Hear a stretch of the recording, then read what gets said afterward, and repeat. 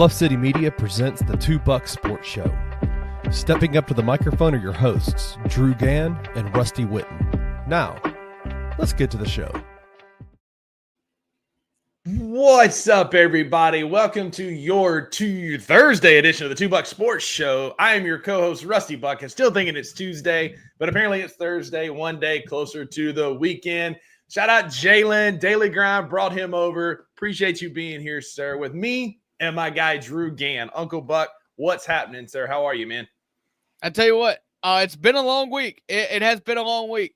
There's nothing worse than it's much better. I'll put it to you this way. It's much better for it to be Thursday and you think it's Tuesday. Oh, yeah. Than Tuesday and you think it's Thursday. So, couldn't agree more, man.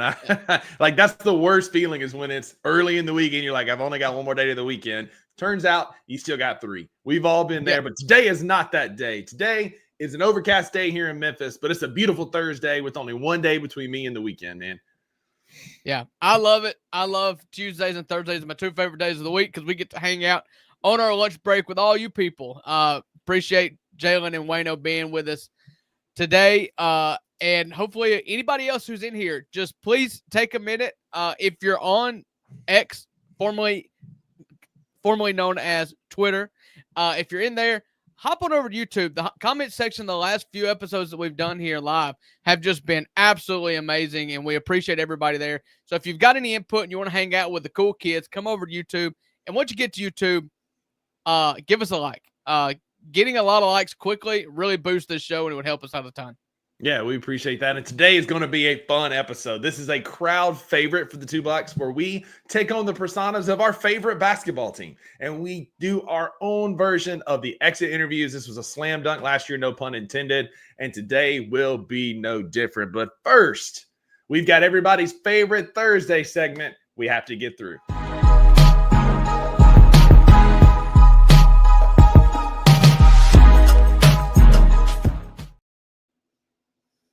It's Thursday, and we are the Two Bucks, and that means that today we are doing real versus counterfeit right here for all the good folks at Bluff City Media's YouTube page. So that's where Rusty hits me with a take, and I tell him really quickly and try to be briefly whether that take is real or counterfeit. So, Rusty, what's the first one you got for me today? I got four for you today. The first one, real or counterfeit, Ja Morant is getting traded to Orlando for Cole Anthony and a bag of peanuts.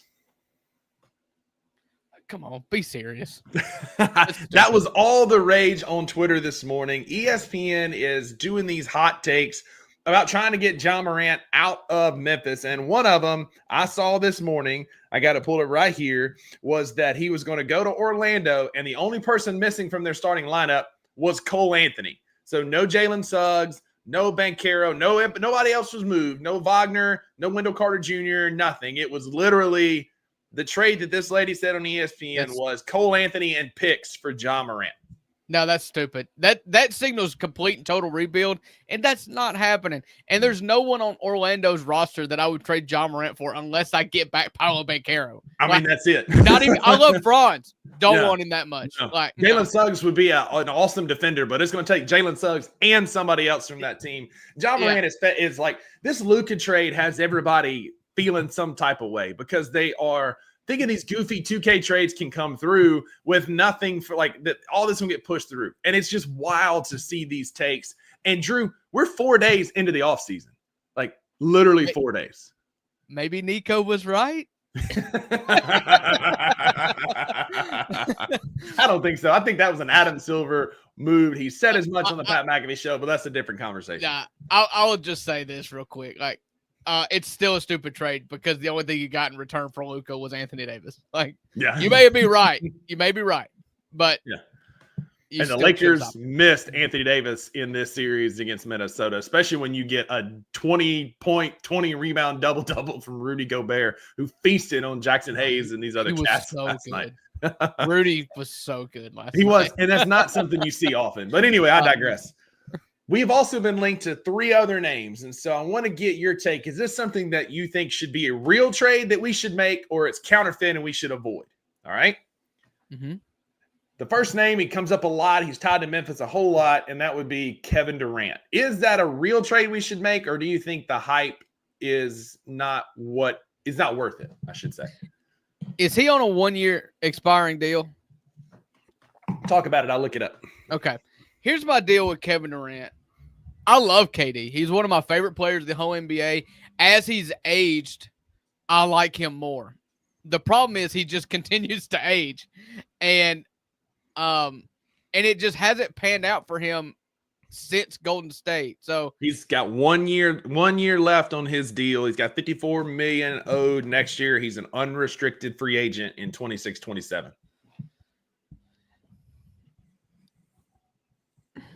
I know. Counterfeit.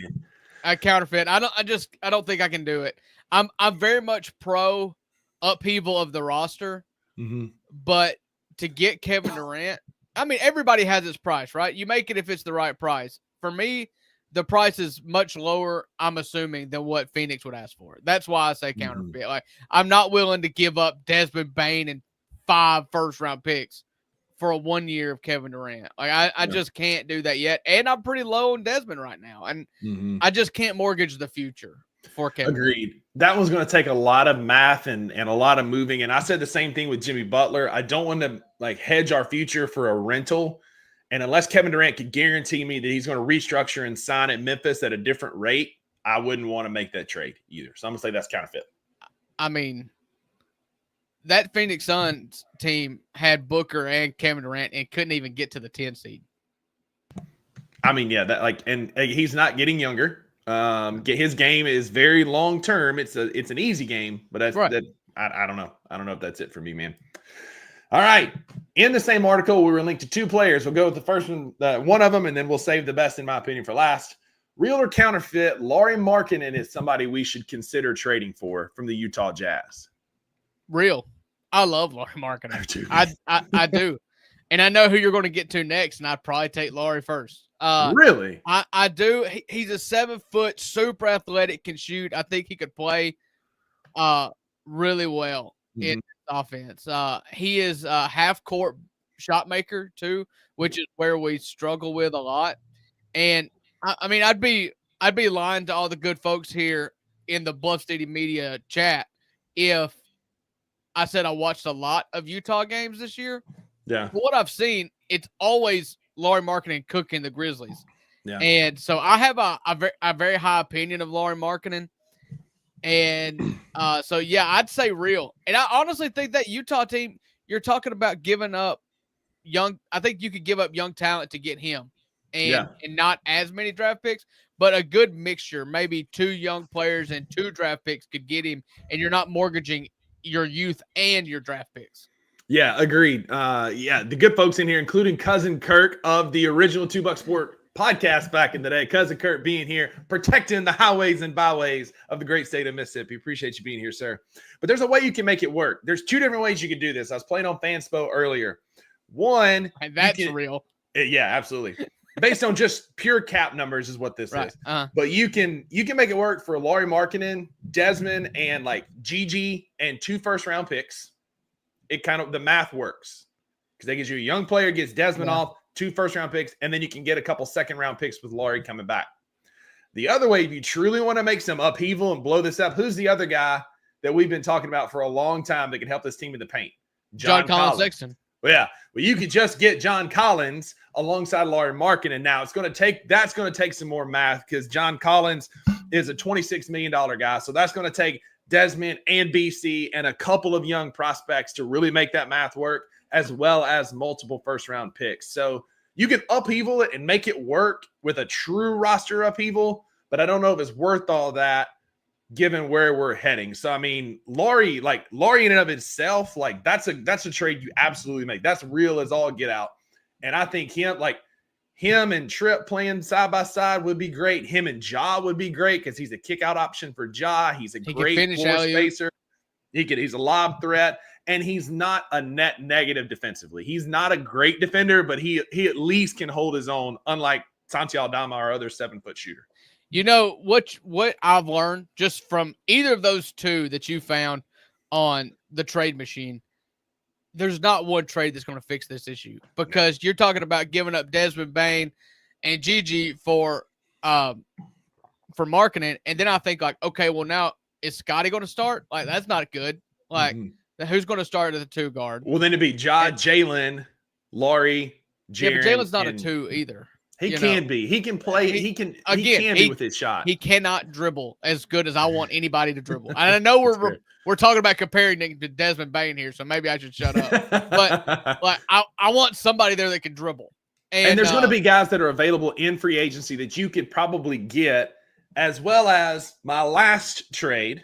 Finish up marking, and I've got an idea. Oh yeah. Well, I'm just going to make the point further. If for the second trade you make, you're talking about bringing back John Collins and Laurie Marketing and giving up BC and Dez. And so then you've got basically 3 4/5s and no guards. No 2 guards again. So just to make my point that like one team and one transaction is not going to fix this team.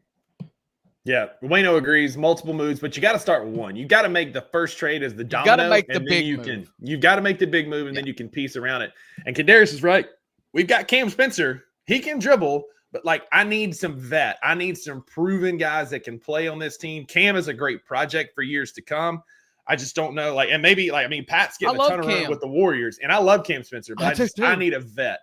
He's cut from it. His brother got kicked out of the game the other day for headbutting Alfred Şengün. Like, I love that bloodline. I love Cam Spencer. Yeah.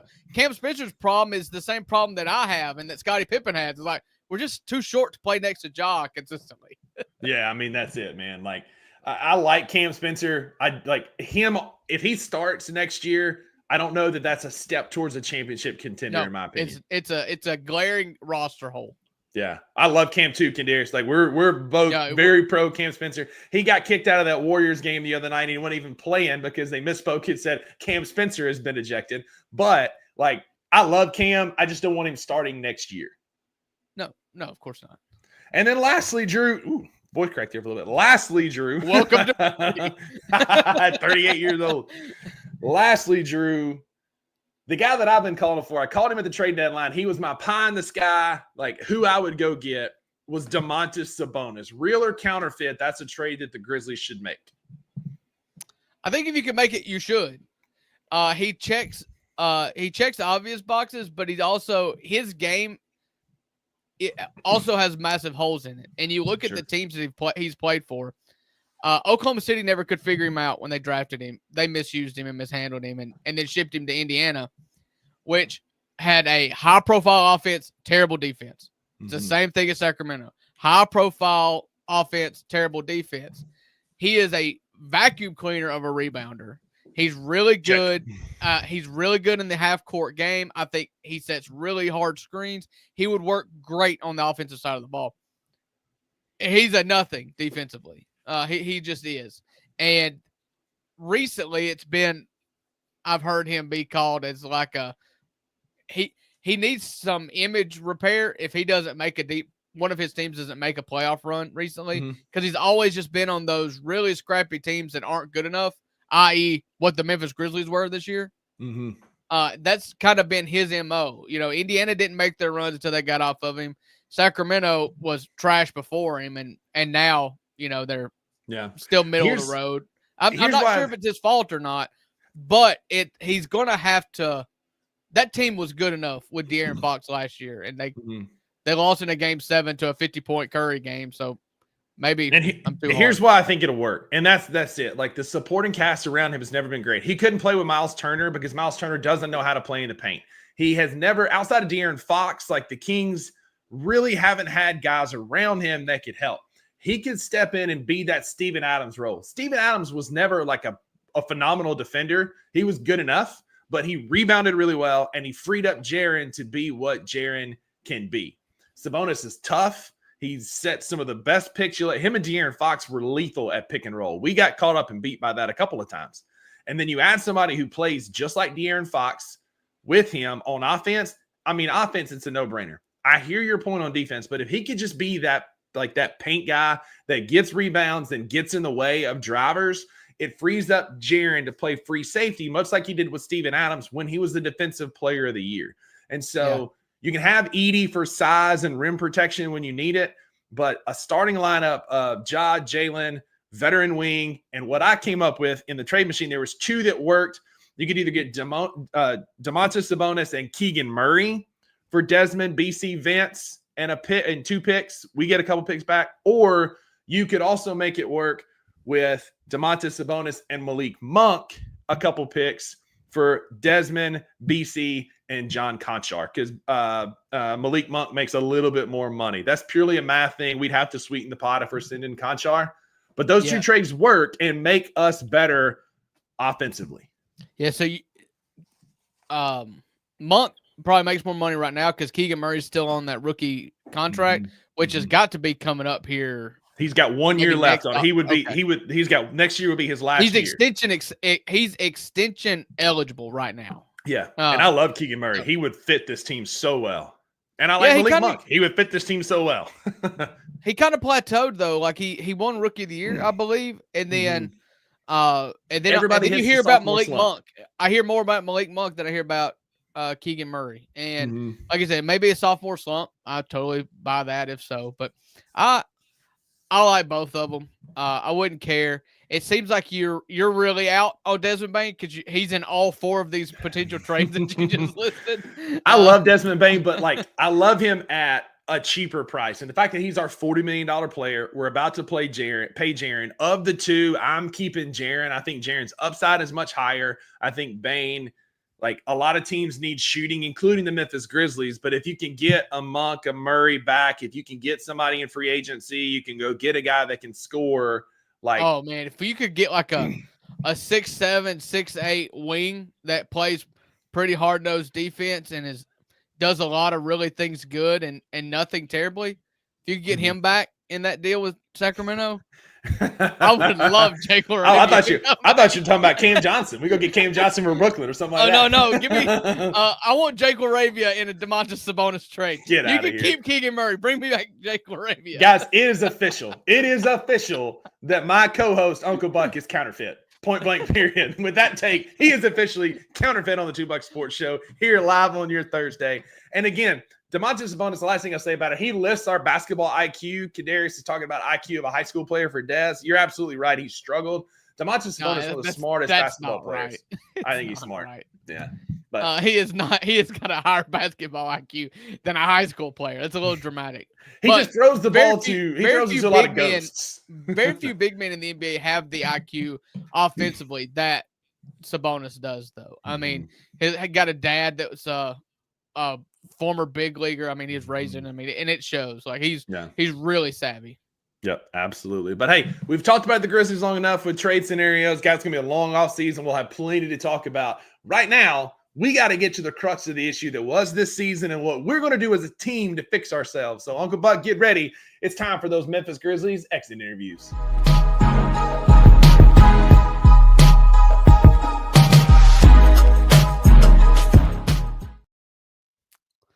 All right. We are the 2 Buck Sports Show. We are all Bluff City Media's YouTube page right now. But you can also catch us on X. You can catch us after the fact if you're not here live. Feel free to watch later and get in the comment section. But once again, I remind you, if you're watching this on X, hop on over to YouTube. It's a lot of fun. We got Kendarius and Wayno and Cousin Kirk and a lot of people in here just chopping it up with us and talking about the show with us. But season just ended. It has been a topic on every single Memphis-based sports show this week. Exit interviews. It's what happens every time a season is over or you leave a job or anything like that. What could you do differently? What could I do differently?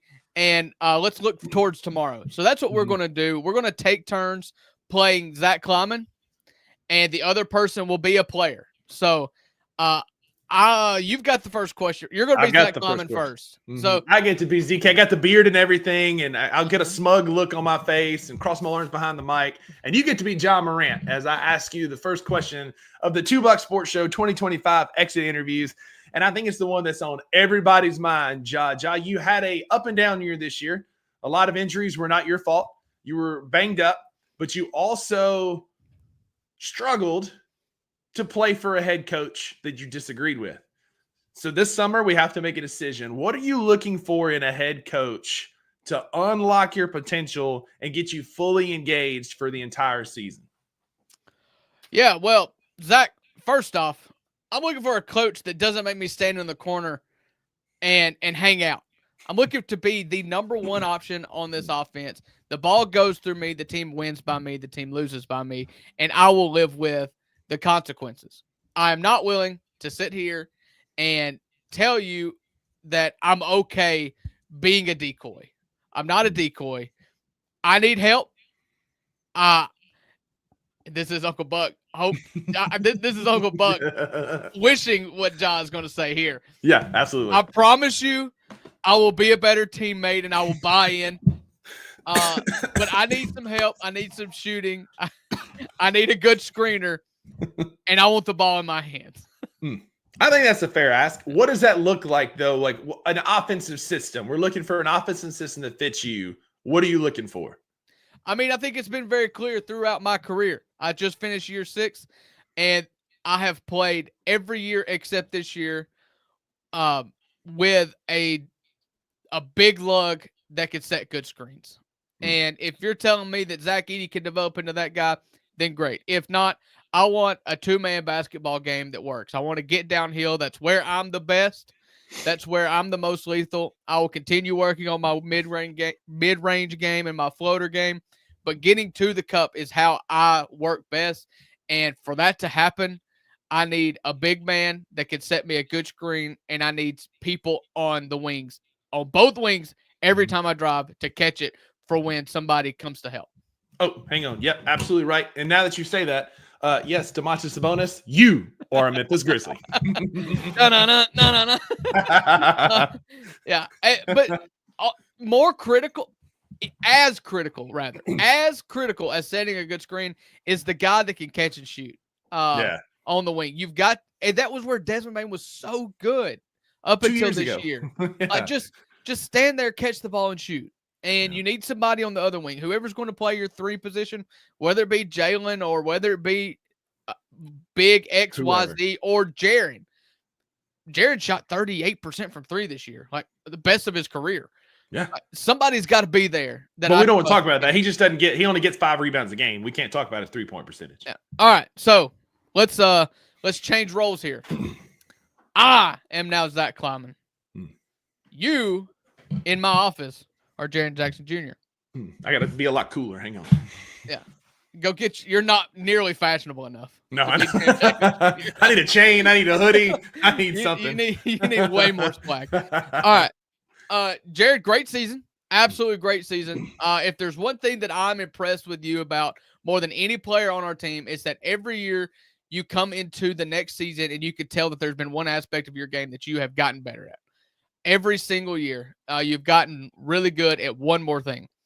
And so I just want to ask you, what is it this year that you feel like that was exposed in this past season that you're going to work the hardest at next season?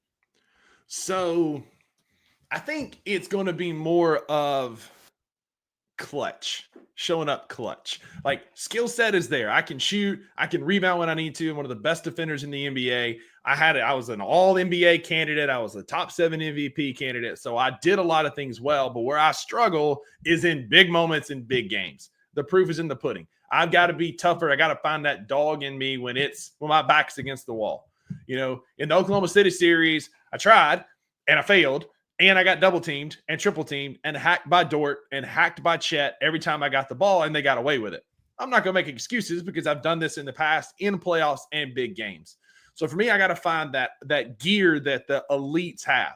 I'm a good to great NBA player, but if I want to take that step from great to elite, then I got to find that clutch gene to where when Ja doesn't have it, then you can call 13 in the fourth quarter. When Ja is banged up, which he has been a lot, I could take over a fourth quarter and win a basketball game. I need that in the fourth quarter. I'm really good in the first 3, but I've got to find that clutch gene this offseason in the fourth quarter. And I'm already in the gym on my Instagram. As y'all saw yesterday, I'm putting in that work. Yeah, I agree with you 100%. In the clutch situations, it was not ideal, especially when Ja was in the game.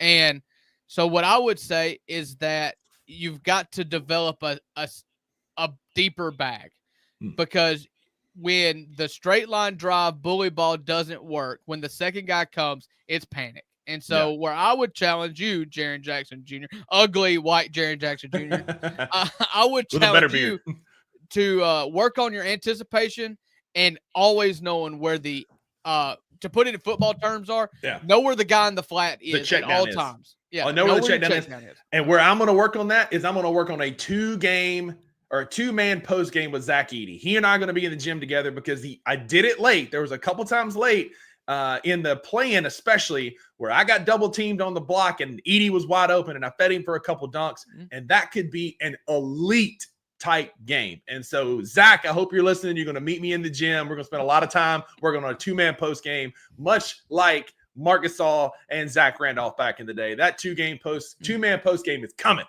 It's coming. Yep. All right. Good interview, ZK.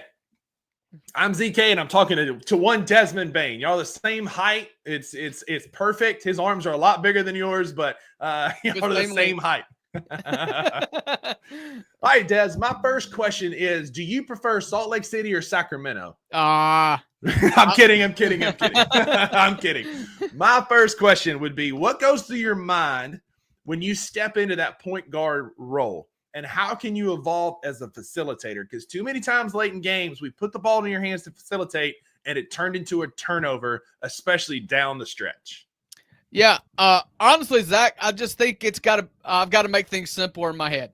I think I dribble the ball really too high, and it seems as if that I'm not 100% sure where I'm going when I start going. And so the game as a point guard needs to slow down for me. I need to be more aware of the offense in terms of like it needs to be more mapped out in my head before we start going. I'm not a good street ball player. I've never claimed to be one. I don't do well on the fly with the basketball in my hands. But as a point guard, I need to know how to get the offense going. And then once the offense is going, get to my spot as a wing scorer. And it just really needs to be much more simple. I'm not John Morant, and I need to quit trying to act like I'm John Morant. I'm really good driving to the basket, but it needs to be off of a catch and drive rather than bringing the ball up the court and coming off screens and getting downhill. It needs to be more sudden, reactionary, and within the offense. Agreed. And then how can we get you back to your catch and shoot days from old? You were at one point you were one of the most lethal catch and shoot guys in the NBA. You competed in 3-point competition. You were there in All-Star Weekend. How do we get you back to that? Oh, this one's easy, Zach. I've got to play the position I'm good at. And to play the position I'm good at, John Morant's got to be healthy and playing basketball. I'm not a point guard. I don't want to be a point guard. I don't want to run this offense. I want to be a check down receiver. I want to be the running back out of the backfield for John Morant coming downhill and kicking. That's what I'm good at. My shooting has never struggled. I'm still that shooter. I've just got to be put into positions where the shots I take are more beneficial. You struggled late in the year. I'm not going to lie. You were not shooting the ball late in March and April, but I think a lot of that was we were putting too much pressure on you as an organization to run this offense. With the emergence of Scottie Pippen Jr., you've got John Morant, you got Scottie that can run point. I agree. Whoever this next head coach is will be fired immediately if you're running backup point guard minutes. All right. I'm Zach Kleiman. You are Wayno's favorite, Santi Aldama. This is for you, Wayno. Slim Spain himself. My question is really simple, but it may not seem it. I'm veiling it. I'm disguising it a little. Santi, you're from Spain. We love things from Spain. We do. Spanish Reds. I don't know what that means. Red wine, Spanish red wines. Oh, I didn't know they made that in Spain. Okay. Anyways, is that the box kind or the bottled kind? It's the box kind. It'll say Spanish red on it. Don't worry. All right. You're from Spain, born and raised. I'm sure you lived most of your life there. Have you ever been to Pamplona to run with the Bulls? No, they just run between my legs. I just stand up and they just go right past me. Then why in the world are you so good at Olaying? Because you act like you are a matador out there with your defense. You're just right here. And listen, the only excuse I can come up with it is you've just had childhood memories of running with the Bulls and dodging dodging offensive bulls. It's in my blood as a Spaniard. Much like a redneck's going to drink Busch Light, much like Memphis is going to make barbecue, much like Florida people are going to be crazy, I'm going to ole the bull as they go by. I didn't come to school to learn. I didn't come to school to play school. I didn't come here to do anything else but shoot the ball and rebound. Defense is not my thing. If Luka can get away with it, so can I. Yeah, I mean, this is one of the harder conversations for me to have, if I'm being honest with you. Because, Santi, I look at you, and I'm just in awe. You're a 7-foot athletic guy that can shoot. All the tools are there. It is just in between your ears, brother. You've got to try hard on defense, and on offense, you've got to quit screwing the pooch. Do the little things right and quit yeeting the ball all over the place. I don't want to see another behind-the-back pass. I want to see crisp chest passes that go chest passes or bounce passes. I don't know if you've noticed or not, but I have a tiny head. It only has so much room in there, and it's to shoot. I shoot and I rebound. I don't have room for anything else. I'm not like your co-host, Rusty Buckets, has this massive melon on his head, room for all kind of trivia and facts. I ain't got room. All I can do is chuck, man. And so I'm just going to shoot, and that's why do we pay Jaren? Why do we pay Vince and Jalen? They play defense. I shoot and rebound and run up and down the court. Well, you're going to have to do better, or you'll be playing your next season in Toronto, where they love foreigners. I also look really good in a Utah Jazz or a Sacramento Kings jersey. So keep that in mind. Should anybody come up, or even New Orleans, if you need a wing who can defend in one Herb Jones. But I do believe that's one of the tougher conversations that Zach Kleiman will have to have because it's so preventable. Like it's all there. Because it's there. That's what's so hard, because he's so inconsistent, because there's games where it's like, that is exactly what we need. And then the next night, it's like, my brother in Christ, have you ever played basketball before? And there's no in between. You are Zach Kleiman. Who am I? Zach Edey. Welcome to the stage. I went short arms Bane to long arms Edey just like that. You grew a foot in a matter of 8 minutes. All right, so 2 questions for you, Zach. First and foremost, do you remember that you are 7 foot forever when you're on the basketball court? And B, what are you going to do to focus on the fact that you are 7 foot forever on the basketball court when you grab a rebound at its high point? This is how Zach Edey looks all the time. It does look pretty upset. I'm going to do everything like Zach Edey. I do believe I'm 7'5". I was reminded when I smashed my head on the door frame coming in here today to this little office underneath your stairs. Well, if I'm Zach Kleiman, I'm only 5'5", so it's fine. I am aware that I am large. People point at me and laugh constantly and treat me like Shrek the Ogre from the DreamWorks film played by Michael Myers. No copyright infringement. Eddie Murphy as a donkey. Yes, I'm very aware, and I'm trying to use it to the best of my ability. But for 4 years in college, Matt Painter, my coach, told me that if my head was not touching the net, I was too far away from the basket. So I'm still trying to figure this out. There apparently are 96 feet in a basketball court. I stand within the same 3 feet on both ends. I am working on trying to catch the ball better. I'm trying to do this by sprouting an extra finger on both hands. I feel like that would help me out a lot. Or I will get on a jugs machine and catch footballs as if I'm Odell Beckham. Also, I've got this invention for you. It's a little mini trampoline that we're going to put right here at chest level. And every time your elbows come down, they're going to bounce right back up. So get used to having your arms over your head. I am going to practice every single game with one of the blow-up inflatable donuts for a pool. Perfect. Oh, by the way, around my nipples so my arms cannot rest. I also got you this. This is a book of gift cards to all local Memphis restaurants. I need you to eat at every one of them. I need you to gain some weight and quit getting your big tail pushed out of the lane. Yeah, you act mad, Zach, but tell your body. That's it. Don't react mad. Be mad before that you get hit. You've got RBF. Now tell your body that you need to respond accordingly. All right. That was fun. I am Zach Kleiman. And no, you're Zach Kleiman. I am Zach Kleiman. Yeah. Sorry. Who we got next? I am Zach Kleiman. I use lots of big words. I talk really fast. This is a thing that I am insistent on. I say a lot of things but very few words actually matter. It's called so I'm word just gonna salad. keep talking. We're gonna talk Visa versus lots of Latin words that we use in today's dogs. Yeah, good segue here. Jalen, please take a seat in my office. Mr. Wells, first off, how's your face? Hang on. I got hair now. That's what this is. I got hair coming out of it right now. Is this your afro? That's my afro. Oh, hang on. No, we're not. I'm just getting hair. Don't worry about it. Just getting hair. My name's Jalen. Real quiet, soft-spoken. My wrist hurts a little bit, but it was a good season. Thanks for letting me be here. How's your face? Is your face good? As good as it always was. Knocked a few screws loose. But we're fine. We're fine. All right. Much like Jaron, I just interviewed Jaron a few minutes ago, and I'm gonna start this interview off the same way with you that I did with him. Great season. I talked about ad nauseum in my postseason press conference about we didn't intentionally get young, but you made it undeniable for us to play, and that is a large credit to you. You're welcome. You outplayed Marcus Smart, who we thought was going to be here, and I traded him away because I love you so much. Who? Marcus Smart. You may have heard of him. He played in the NBA Finals several times. Never heard of the Boston Celtics. Doesn't ring a bell. Yeah. Good season. Good season. My question for you.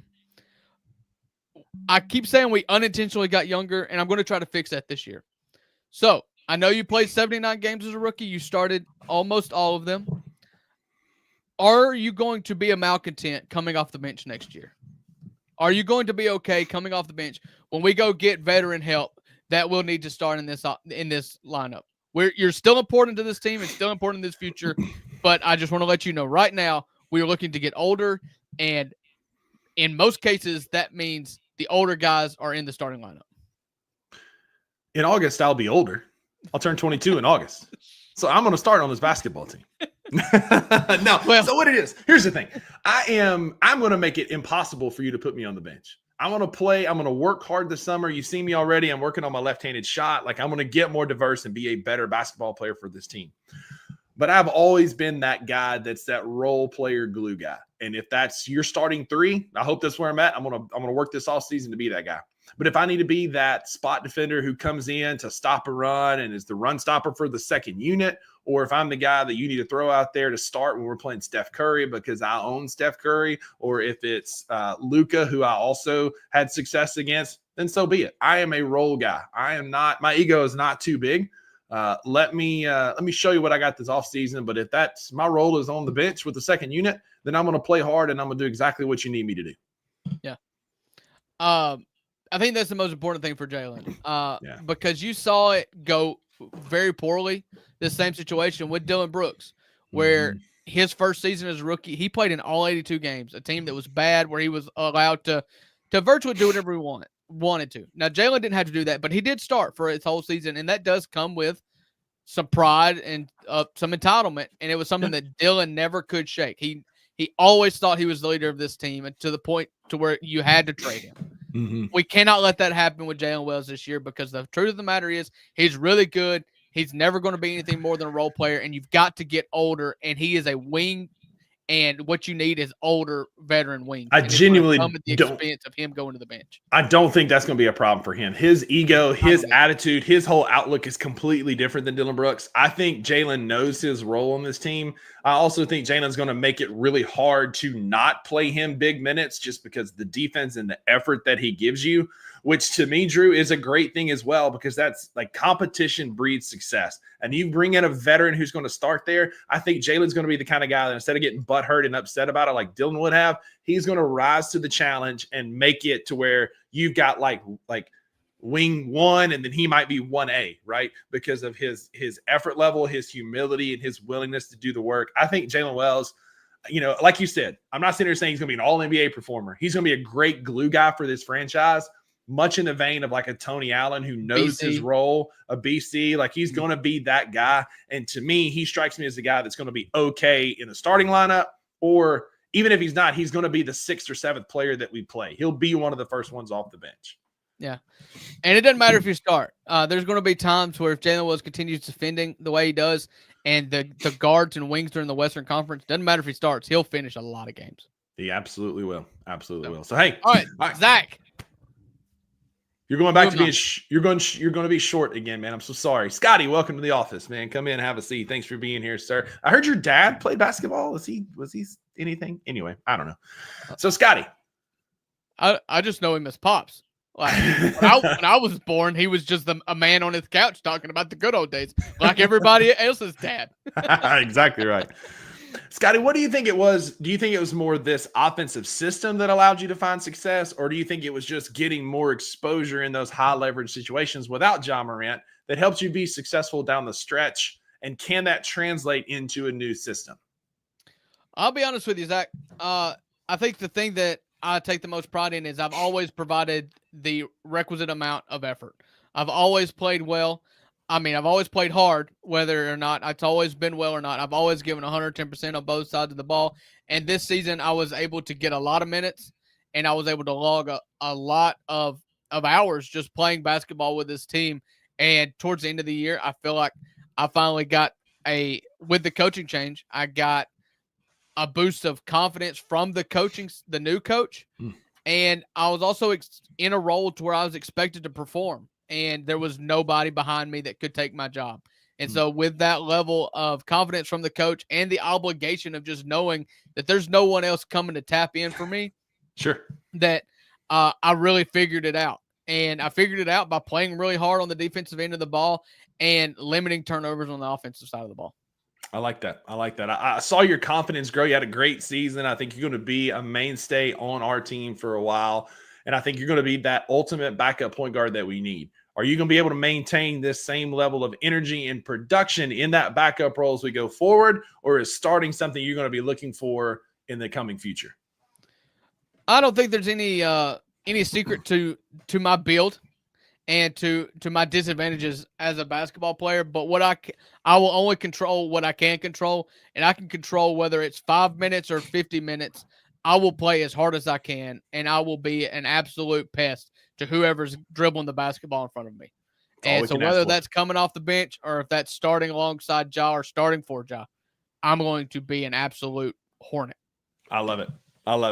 I hope that's what he said. I do too, man. I'm sitting here like, if I was Zach, if you were Zach Kleiman and I was Zach, I mean, lifetime contract. Lifetime contract. Lifetime contract. All right, ZK, what you got for me? I am Zach Kleiman. You are Vince Williams Jr. And my question is really short, simple, to the point. You good, bro? Nah, man, my ankle hurts. Because let me tell you what, if there's one thing that I felt like I could count on with you, it was to be an absolute dog. And I know that you dealt with a bad ankle injury right after an injury to start the season. And you came back, and it came across to me as if you just weren't all there invested mentally. And if you are having mental issues, whether it be confidence with your body or confidence in this ever-changing offense and multiple coaches, then I just want to make sure you're good. Like, you get the help you need and you get the confidence you need. Because going forward, you're a piece of this team because we got you on a massively cheap contract for several years. And I need you to be that confident animal defensively. Yeah, I think my knee injury and my ankle injury did hamper me more than I thought it would. And I think that led to me just not being able to keep up at the level that I wanted, which added compounding frustration on top of inability to compete. And I just need the offseason to get healthy, get in the gym, get some reps, get this ankle and knee right. And you're going to get that dog back next year. I am on a very cheap deal, only $2.3 million owed. So I appreciate the fact that puts me right in the mix here as a guy that can step in and play and be that defensive stopper that you need. You're going to get that effort. I just got to get right. The knee was just starting to get better, and then I sprained my ankle so bad, which also set my knee back. And so I think I'm doing the work. I'm getting my body right, and I'll be ready to go for fall camp. Okay. This is a co-interview. We're running short on time. So you're also Gigi Jackson. Man. Yeah. Change. So totally different demeanor. Yeah. First off. Like, I was quit much being more mad. now I'm good. You were What's just up? thankful to be here. Man, you're in the NBA.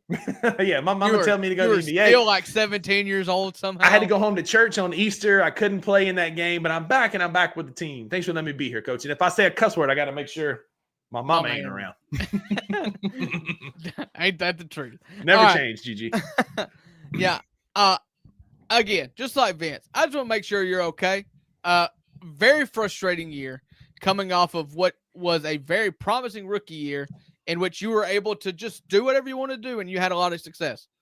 Much like my question to Vince, is everything okay?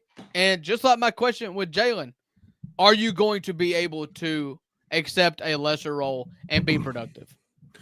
You know, Mr. Zach, I struggled a bit this year accepting my role. I did have a lot longer leash last year with the injuries, and I recognize that. I recognize that I need to be that guy for the second role. But I also needed to find role on that second team. You know, our previous coach, I don't want to talk bad about anybody, had me doing, you know, being a spot-up shooter and being a cutter and being a decoy and being a screener, and I didn't know what I was supposed to do. And so I'm looking forward to having a full off-season injury-free to where I can find my role in this team, recognizing that I'm going to be that scoring option on the second unit, and I might find a way to play a little defense here and there. If you give me some shots, I'll play a little defense here and there because I was almost as bad as Santi. But remember, Santi's on this team, so I wasn't our worst defender. Exactly. But what my role can be is that bucket for that second lineup, and I know that. I'm going to get healthy this offseason. I'm going to get right between my ears. I've got some drum solos this summer at some local churches around Memphis, which will help. And I'm excited to get in the gym and get after it this summer so I could be that bucket for the second unit. I love your spirit, Gigi. I love your spirit. I really want you to figure this out because I truly, not you, Rusty. Gigi. I am Gigi, and Gigi wants to figure it out. I love Gigi Jackson. I do so much. I love him, the person, and the fact that he's like 6'8" and as athletic as Giannis. It's like, I really want him to figure it out. And if Gigi can figure it out, that could solve so much of the issues we're trying to solve out in free agency and the trade market, and we could address some other issues because like Gigi could absolutely unlock this team. The potential's there. He's just got to get right between his ears. All right. So now we're to where everybody wants to know. I got a quick one for Brandon Clark, and then we'll finish with the two that everybody want to talk about, Tomas and Zach Kleiman. Y'all are coming up. But Drew, you are Brandon Clark. You are BC, man. Let's keep it brief, man. After back-to-back injuries with back-to-back seasons with tough leg injuries, what does BC look like going into next season? What's your head like, and are you going to be able to bounce back from these injuries? It's definitely frustrating, Zach. It's definitely frustrating. Got that hair hanging down. Yeah, I need a haircut. First and foremost. I would be lying to you if I wasn't extremely frustrated with how my body has responded the last couple of years. I finally, I'm one of the most reliable players on the team, and then I tear my Achilles, and then it takes me 2 full seasons almost to come back, and I finally get going good. And again, one of the most dependable players on this team, and only to have a PCL injury late in the season and keeps me from finishing out the season with my boys. So I would be lying if I was not extremely frustrated, but I do trust the process. I do trust my training staff, and I am willing to put in the work once again to get back on the court and be Mr. Do whatever needs to be done for this team.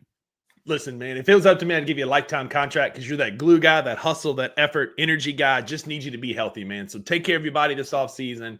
And if you come back in any semblance of a help, we ain't gonna let Marvin Bagley take your job. I promise.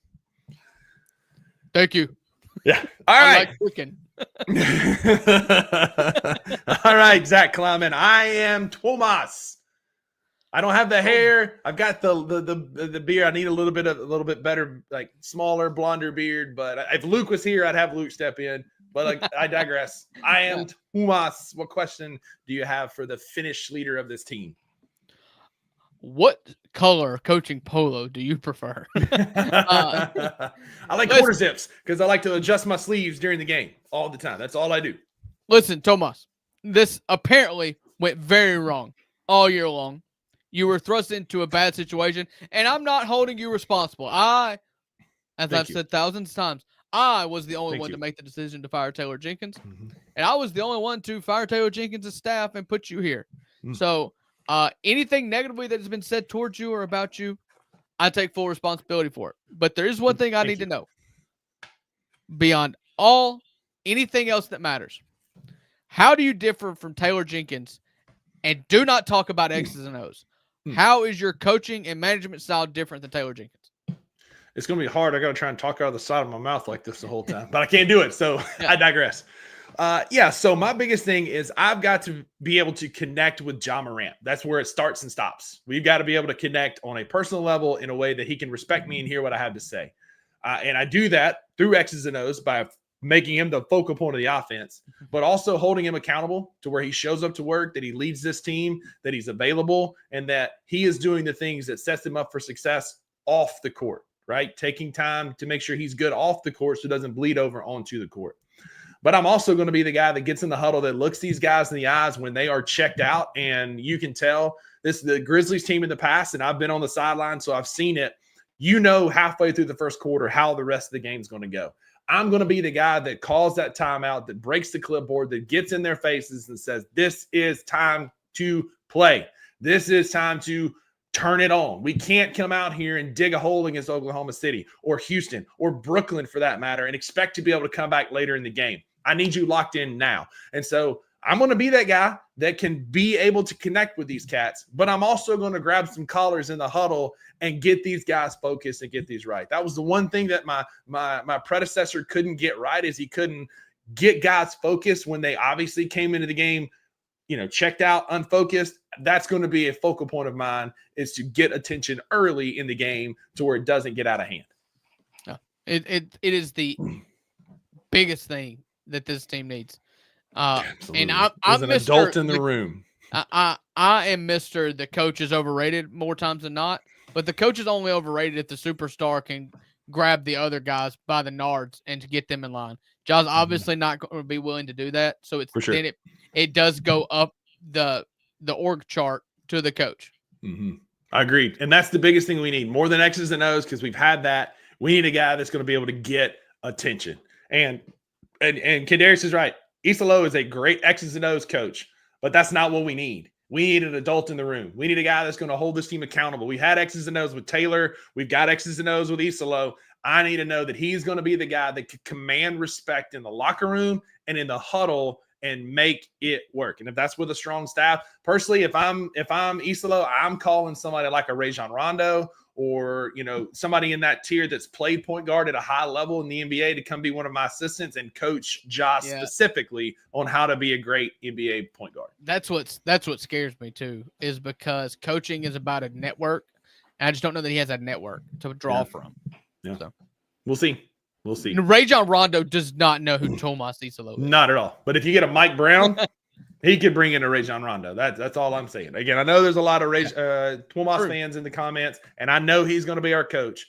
I just need a guy with some connection and with some proven NBA experience. And the moment you've all been waiting for here in minute 55, I am Jason Wexler now, and I'm talking to Zach Kleiman. Jason Wexler, office. not Robert Pera. No, we're going president. Robert Pera is somewhere drinking a martini on a yacht somewhere. He doesn't even know we're here. He just wants the Cliff Notes version of this. The best. All right, ZK. Here's the deal. Your seat is starting to warm up, brother. You made some blunders this year. The mishandling of Taylor Jenkins. It was the right call to fire him. The timing was weird. You brought in his replacement last year. He was looking over his shoulder the whole time. The Marcus Smart trade was a colossal failure on all fronts of the trade deadline. Two things. What are you going to do this summer to fix it? And in that, what is your sell to free agents or big market players to get them to come to Memphis to join this organization? Well, I'll take this one step at a time. So your first question, how do I fix this? It takes role players. We need dogs, okay? We don't need no more cats. We need dogs. No kitty cats. Need them dogs. We don't need no kitty cats. And so we've got to have some dogs. And so this city responds to tough nose, attention to detail, gritty players. We've got to go find those. They don't have to be bright, shiny new toys. They don't have to be max contract players, but we've got to fill out this rosters with guys that are willing to lay it all on the line to rep the city of Memphis and the Memphis Grizzlies, and they're going to be about the right things. I've obviously failed at this, and honestly, the only one that we had this year, I traded him at the trade deadline, and you're right, it was an absolute failure. What is my pitch? My pitch is simple. It is a organization in a city that beloves you. This city may be small. It's not LA, it's not New York, it's not Chicago, and it's not Dallas. But it is a family here, and these fans love you as your own. And if you want to go and to a slower pace and let it be about basketball, you will be loved and adored here forever if you are just out there and play hard. That is literally the only expectation to anybody is to come out here and play hard. And part two is that if you want to compete, you've got to have superstars on this team. A lot of you free agents in my office right now want to go play for a contender, especially the veterans that I'm targeting, want to go play for a contender. Well, the first step in becoming a contender is having a superstar, and I've got one. I've got a superstar. I've got a first team all defender, a DPOY, and those are two cornerstones. I'm not asking you to do anything other than get out here, support them, play hard, and put on for this city. And the city, I promise, will love you back. Yeah, that's the best sell right there. Because you look at what a team that only made a Western Conference Finals and those guys, what they mean to the city. I had that up while you were talking. Oh, sorry. When you're good. When you put on for your city like that, like we love TA, and TA was never an all-star. He was an all-defensive team, but he was never like an elite player. We love Zebo. Zebo was was great, but he was never like that elite player. Marc Gasol was an all-star, a DPOI. We love him. Mike Conley, like these guys are beloved in this city because they came in and they gave a crap about basketball and about this team. And so I love watching guys like that come in. But I need you to prove to me you can go get those guys because you talk a big game. And let me ask you, you mentioned earlier, it's been mentioned a few times here. I've overheard in some of the other interviews. You said we unintentionally got younger this year. Who did that? I did that. I should have never said that because, yes, Jalen Wells did far exceed my expectations, but it wasn't completely unintentional when I traded away Marcus Smart for nothing. For Marvin Bagley and a bag of peanuts. And like Wayne was right. Like we love those guys. They didn't take us to a championship either. What I'm saying is that class of guys is beloved to the ends of the earth in the city. If you can be that guy that is beloved and gives that effort and then takes us to the next step, brother, they will build a statue out of you like as big as the pyramid in this city. Those guys did not have a John Morant. None of those guys were a John Morant. And Correct. So if you could pick up Tony Allen, he would actually mean more to this team than he would have meant to that team, which is sacrilegious to say. But that team wasn't going to win. They were playing a different kind of basketball that made it extremely unique to play them. John Morant and having a superstar makes guys like Tony Allen even more important. My goodness. One might say. If you plug Tony Allen on this team, instant championship contender. Like a guy like that takes with that mindset, that edge, and that defense. Holy cow. And I would like to address Zach Kleiman just for a second too. If I could give him one piece of advice, it's to not be emotional with this because emotion bit us in the butt with Dylan Brooks. He probably should have been traded. You could have handled it a different way, but we got mad, and he lost us the playoff series. I was mad. I wanted his head too. Mm-hmm. But you look back with retrospect, it's like if we handled this a different way in-house and kept Dylan Brooks, would we have been better today? Possibly. Dylan would have to change, but it wasn't – I'm no longer convinced that the only solution was to ship him to Houston, okay? Dial that back, and let's make that about Desmond Bane now.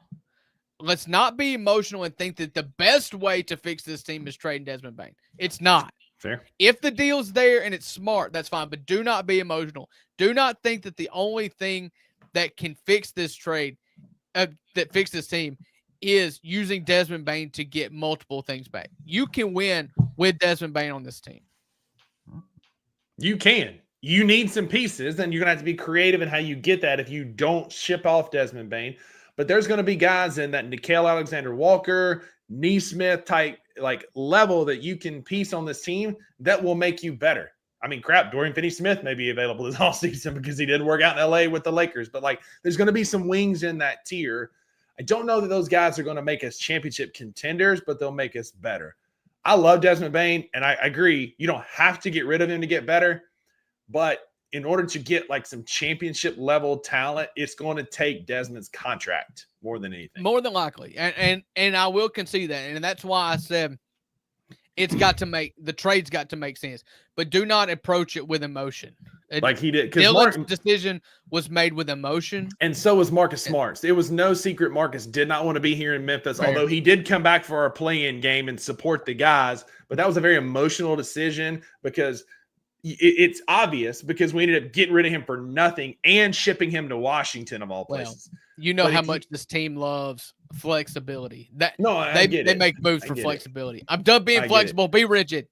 But if you could have waited to this offseason, that $20 million contract could have got you with John Collins. It could have got you halfway to Lauri Markkanen. It could have got you halfway to Domantas Sabonis. And then you wouldn't have to move a Desmond Bane. Right. That's you know right. What I'm saying? That's right. We were emotional at the deadline to get our flexibility. Well, you've got flexibility now. Damn it, do something with it. Use that flexibility, alleged flexibility, whatever assets we allegedly have, but use that flexibility that you so-called created by getting rid of a contract we could have moved and go get somebody. Step up, ZK, step up. All right. I think these interviews went really well.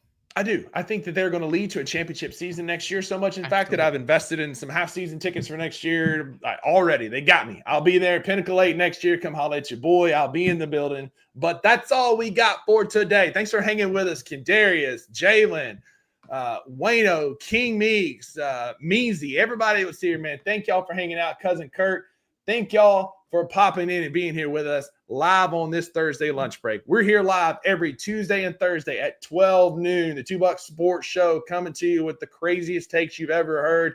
Most of them make sense, but the majority of them don't, just like what we're saying here. But hey, go be a friend to somebody who needs a friend. And remember, Drew, there are no refunds for what you heard here on the $2 Sports Show. That's right, because with the $2 Sports Show, you always get what you pay for. Everybody, this weekend, go spend your hard-earned money picking a horse that's going to race in Kentucky this weekend. Kentucky Derby this Saturday. It's going to be a lot of fun. Yes, sir. See y'all Tuesday. Go Grizz in the meantime. Thank you for listening to the $2 Sports Show. If you enjoyed this episode, leave a rating and a review wherever you download your podcasts. Also, like and subscribe to Bluff City Media's YouTube page. For comprehensive coverage of all things Memphis sports, head over to www.bluffcitymedia.co and find out how you can become an insider. We will see you back here next time.